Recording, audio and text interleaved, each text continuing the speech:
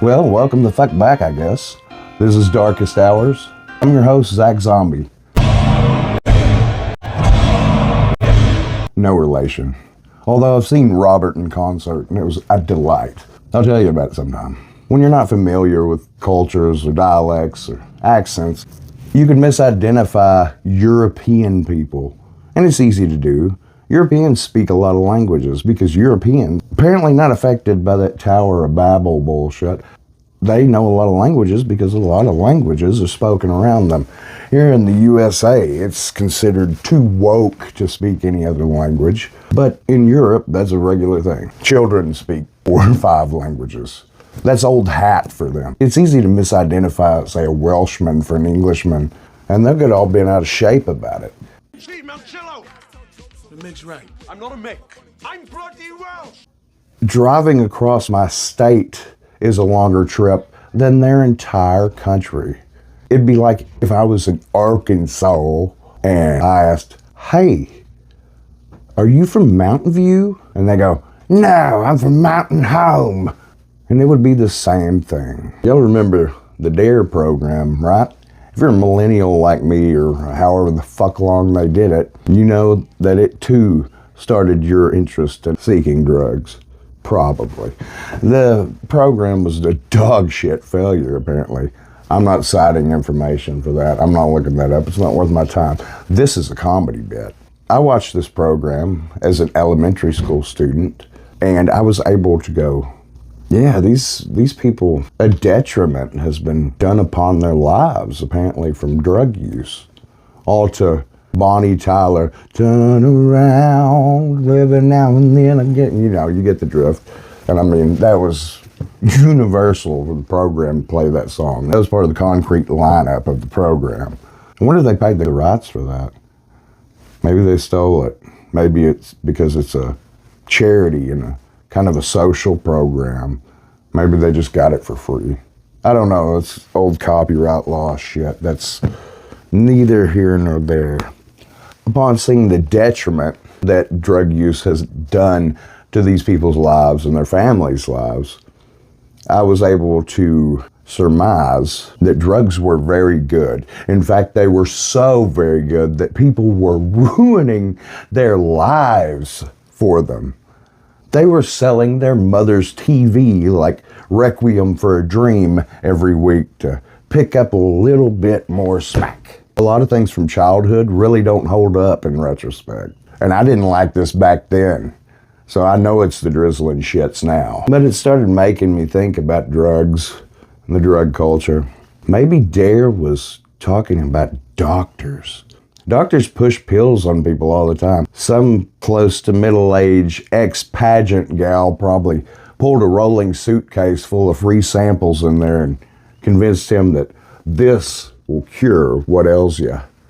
Probably gave him a handy even. But how about that opioid pandemic? It still has Appalachia by the fucking balls. They peddled that shit out to test it in West Virginia like it was a region where they test the new flavor of Mountain Dew or KFC's chicken what the fuck ever. Yeah, nobody's putting that shit in your Halloween candy. The doctors poison you though. But I don't want to get into conspiracy theories. Ain't got time for that shit. We'll leave that to the plebeians and the Gump IQs over in the Rogan sphere. But on the subject of drug culture, I can say from experience that chemical dependency is the worst trip. And the drug culture, give people a little grace, give them a little leeway. People have problems. Nobody just dives into dope because they didn't have trauma. Drug use doesn't just appear in a vacuum. Some people are prone to addiction. It's real easy to get hooked on something. They make it so you'll get hooked on it. On the other side of the coin, the drug culture does not represent itself well sometimes. The drug culture shows its ass. Now, here in Arkansas, around these parts in the OZARKS, this is meth country. I mean, yeah. Meth is ubiquitous as Walmarts in Arkansas.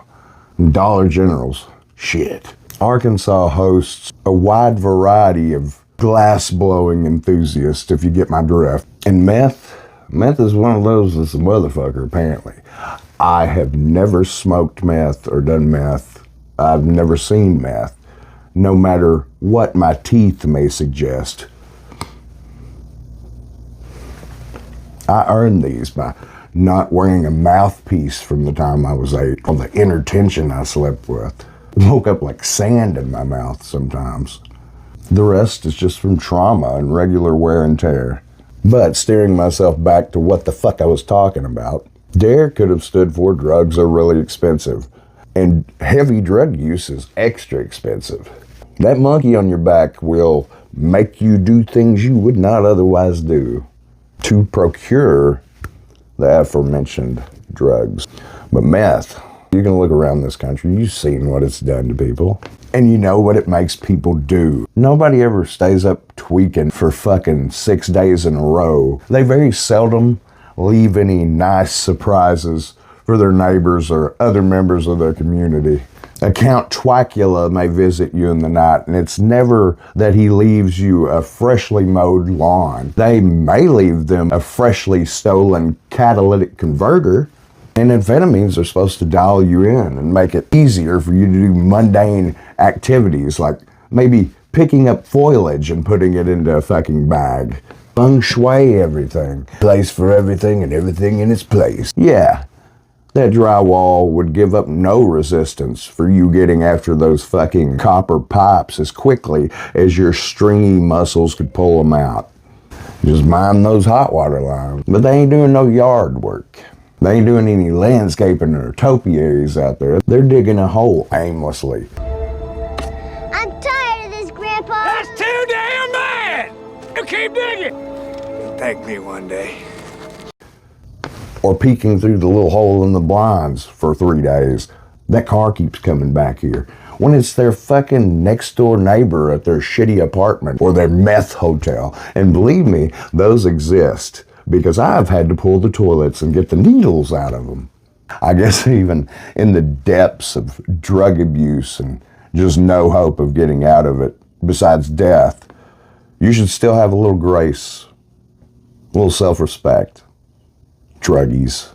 You remember that anti-drug commercial from the 80s? No, not the egg one. This one, I don't remember what exactly was the shot, as some B-roll or something. But the dialogue in it, the end of it said something like, nobody ever says they want to be a junkie when they grow up.